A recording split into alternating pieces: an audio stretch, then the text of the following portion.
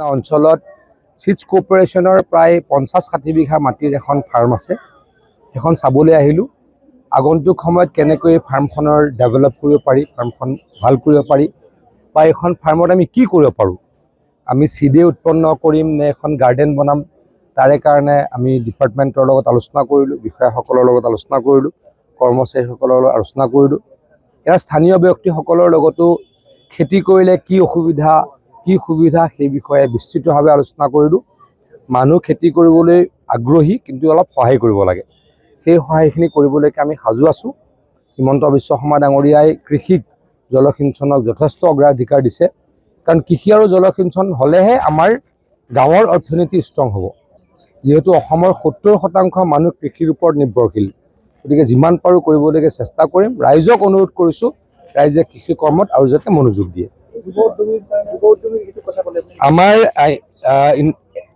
Agriculture infrastructure fund বুলি এটা fund আছে গভৰ্ণমেণ্ট অফ ইণ্ডিয়াই। এই ফাণ্ডত যদি কোনোবাই লোন এপ্লাই কৰে, লোন এপ্লাই কৰিলে গভৰ্ণমেণ্ট অফ ইণ্ডিয়াই যদি কোনোবা বেংকৰ লগত 9% ইণ্টাৰেষ্ট ফিক্স হৈছে, গভৰ্ণমেণ্ট অফ ইণ্ডিয়াই সেই উদ্যোগীজনৰ হৈ 3% ইণ্টাৰেষ্ট দিব।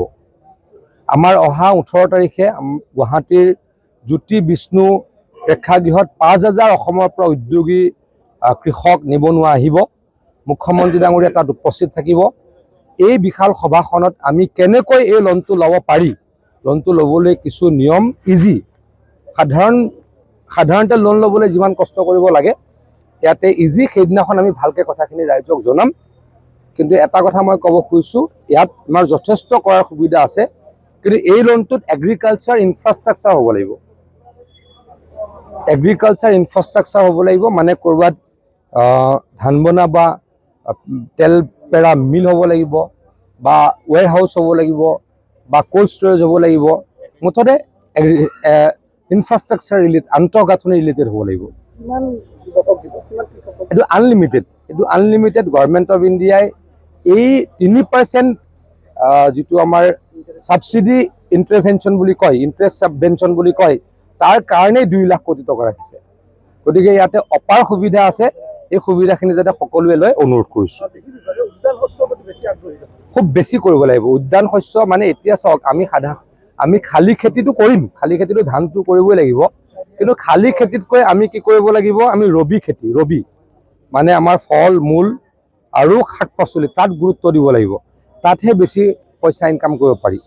ধানত বহুত পইচা ইনকাম নহয়, কিন্তু আমিতো অসমীয়া মানুহে ঘৰৰ ধান খাই ভাল পাওঁ, ঘৰৰ চাউল খাই ভাল পাওঁ, কিন্তু সেইখিনি কৰাৰ পাছত যাতে লগত উদ্যান শস্যত বা ৰবি ক্ৰপত আমি জড়িত হওঁ, তাৰ কাৰণে যাতে সকলো আগ্ৰহী হয় অনুৰোধ কৰিছোঁ। যিকোনো খবৰৰ বাবে যোগাযোগ কৰক আমাৰ এই নম্বৰত 9181 307 221।